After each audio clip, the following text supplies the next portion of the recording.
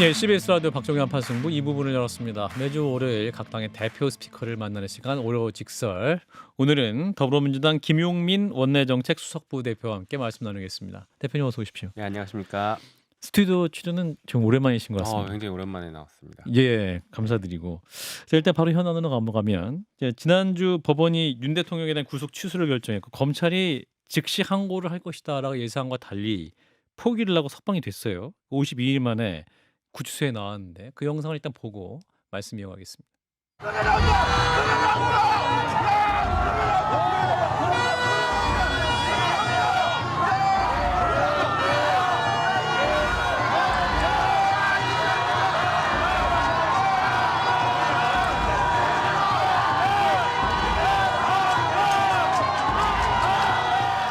예, 지난 토요일 5시 한 50분 정도였죠. 이제 윤석열 대통령이 이제 석방이 돼서 약 150m 정도 걸어가면서 지지자들 향해서 인사를 하는 장면입니다.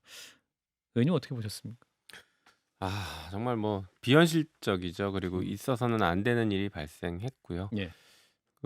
어쨌든 간 뭐 법원의 판단과 검찰의 또 매우 이상한 이해할 수 없는 태도로 이렇게 나왔는데 예. 그러면 적어도 이 사태를 초래한 당사자로서 먼저 음. 국민들께 사과부터 하는 모습을 보였어야 되는데 예. 저렇게 막 그 개선 장군처럼 나오고 뭔가 음. 승리한 것처럼 저렇게 하는 그렇죠. 태도들은 불안해하는 국민들에게 매우 좋지 않은 모습을 보여준 것이다 저는 그렇게 생각합니다. 예.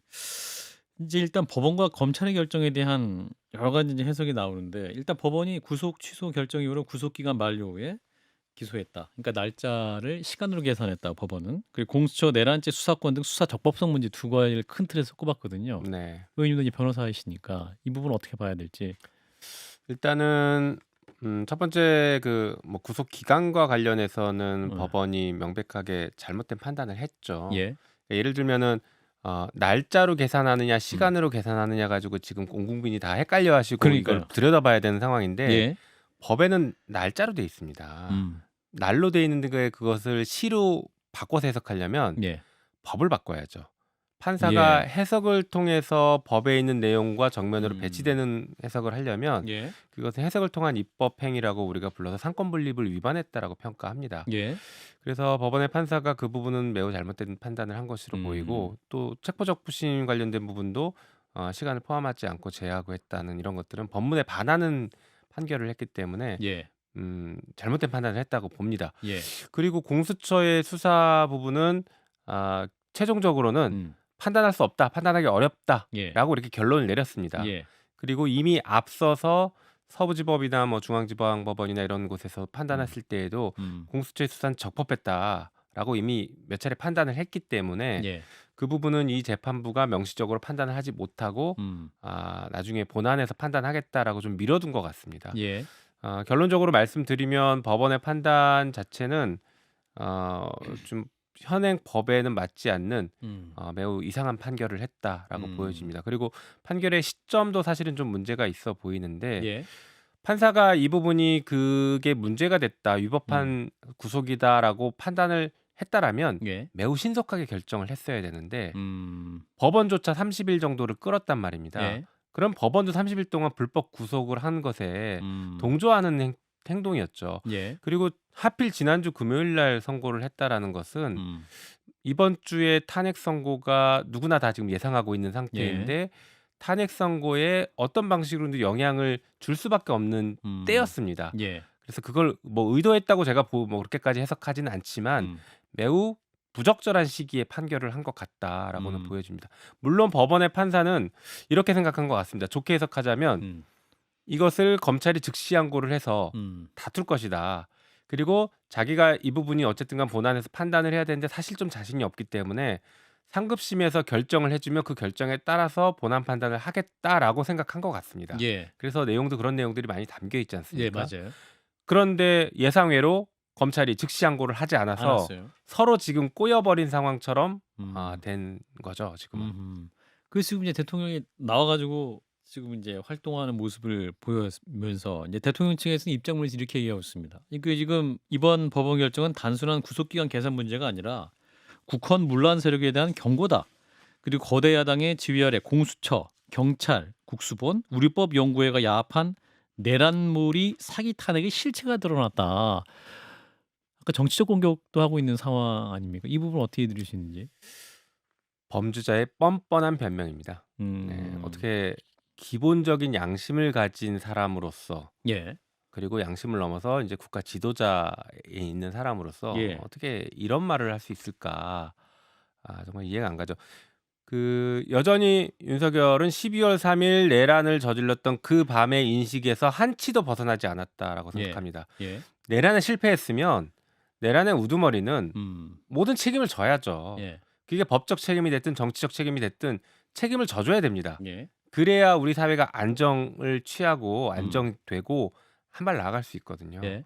그런데 지금 이 내란 우두머리 윤석열은 음. 여전히 남탓만 하고 있고 그날 밤에 그 인식에서 하나도 변하지 않았습니다. 온 국민들이 이렇게 불안해하고 힘들어하는데 예. 하나도 인식이 변하지 않았다는 것에 대해서 굉장히 실망하고 음. 국민들도 많이 불안해하시는 것 같습니다. 근데 이제 최종 헌재에서 최종 변론할 때도 어떤 승복 메시지가 없던 상황이었고 이제 그동안 대국민 입장 발표할 때도 지금 불법을 저지르고 있다. 그리고 재판도 잘못됐다 이렇게 하는 것이 대통령 입장 아니에요.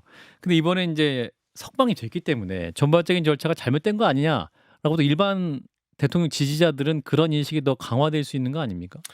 그거는 이제 딱 그 결론 하나만 놓고 그렇죠. 보면 그럴 수는 예. 있죠. 그렇게 예. 얘기할 수는 있죠. 예. 하지만 반대로 보면요. 음. 그 구속에 대한 기간이 검찰이 계산을 잘못했다라고 지금 지적한 것에 불과하기 때문에요. 예. 얼마든지 재구속할 수 있습니다. 저는 아하. 이번 법원의 판단에서 빠져 있다고 생각되는 부분, 아쉽다고 음. 되는 부분이 바로 그 부분입니다. 예. 원래 구속 취소라는 것은요. 구속의 사유가 없거나 소멸했을 때 취소할 수 있습니다. 그렇죠. 그런데 윤석열의 구속 사유는 증거인멸 우려였습니다. 예. 그러면 윤석열 구속 취소를 했을 때에는 증거인멸 우려가 있는지에 대한 판단을 했어야죠. 그 판단이 없었습니다. 다시 그러네요. 말해서 윤석열의 구속 사유에 대해서는 여전히 법원에서는 불인정하지 않고 인정된 상태가 남아 있는 것이죠. 그러니까 달라진 건 거의 없는데 예. 일종의 법 기술 몇 가지 가지고 그리고 검찰이 이해할 수 없는 특히 검찰총장은 처음부터 윤석열을 불구속 기소를 하려고 했던 사람 아니었습니까? 그 당시 검사장 회의하면서 예. 그래서 시간을 일부러 끌어서 도과시켰던 책임이 만약 도과됐다라고 한다면 예. 도과시킨 책임이 심우정 검찰총장에게 오로지 다 있는데 이번에 즉시 항고 역시 수사팀의 의견을 무시하고 즉시 항고 포기시켜 버렸습니다. 예.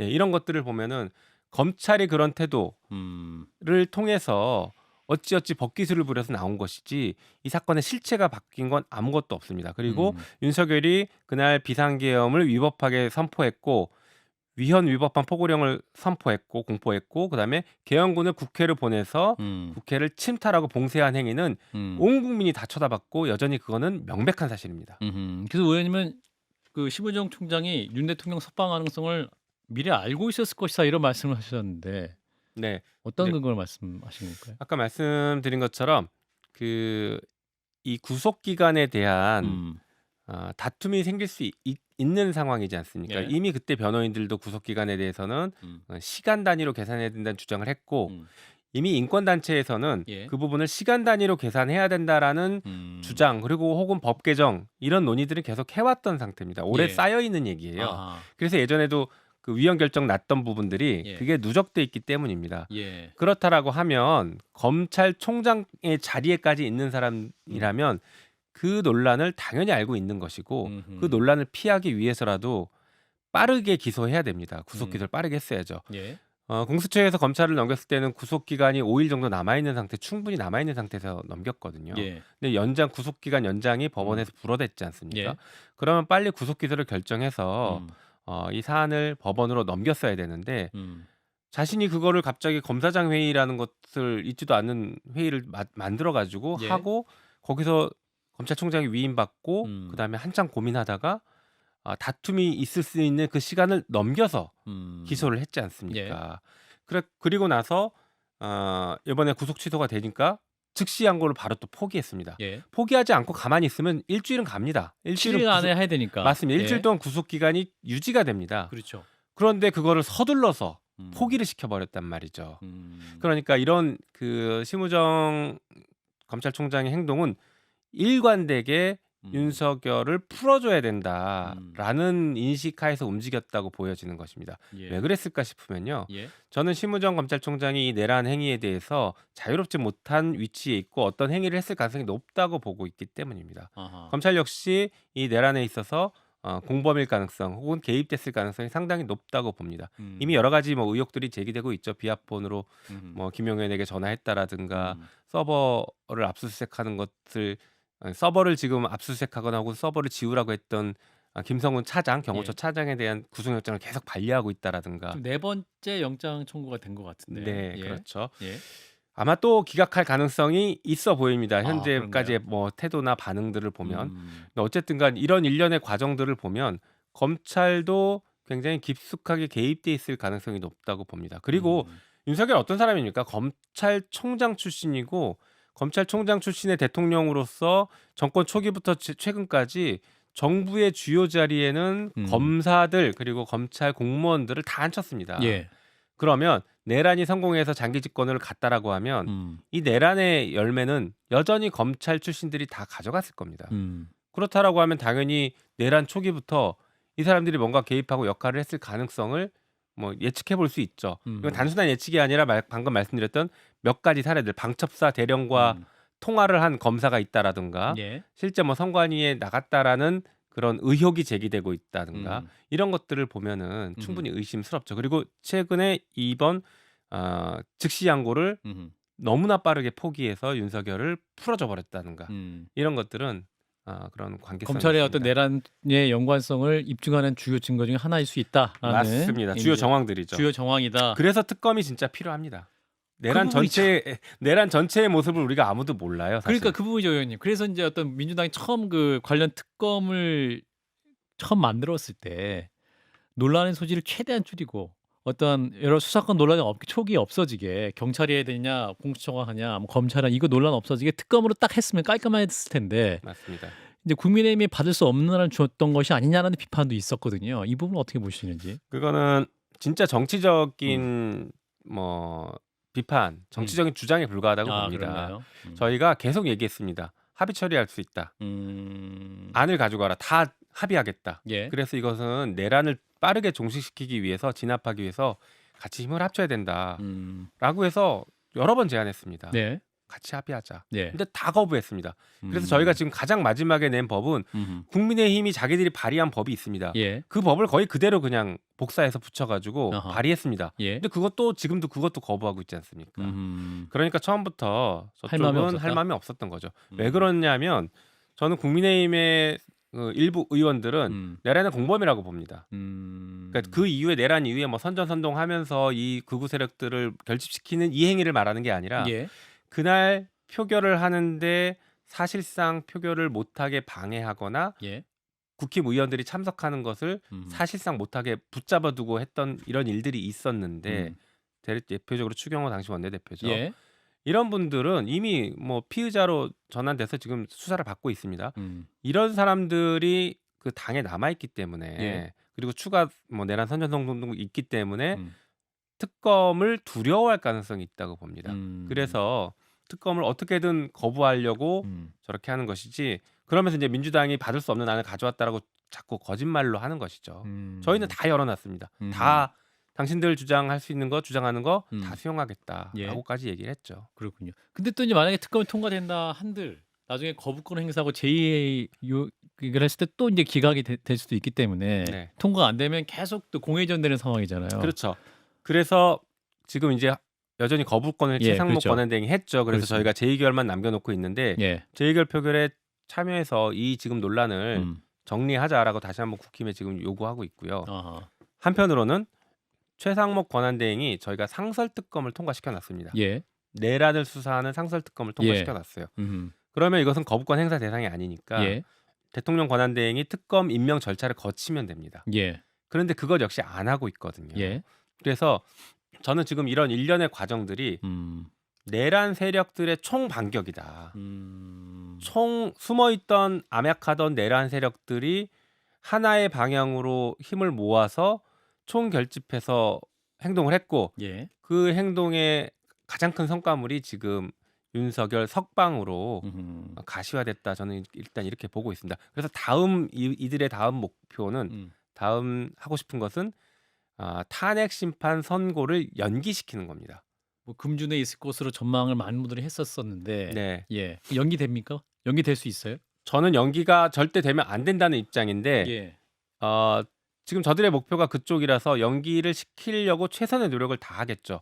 그러면 저희는 연기가 안 되고 최대한 빠르게 선고하고 그것도 파면 인용, 탄핵 인용 결정이 빠르게 선고될 수 있도록 저희도 저희 나름대로의 최선을 다하고 있는 것입니다. 그래서 지금 이제 의원님이 원내 지도부이시고 그래서 민주당이 이제 매일 24시간 비상체제를 가동하고 있다. 매일 의총을 열고 심야 농성도 하고 있다고 네, 하는데 맞습니다.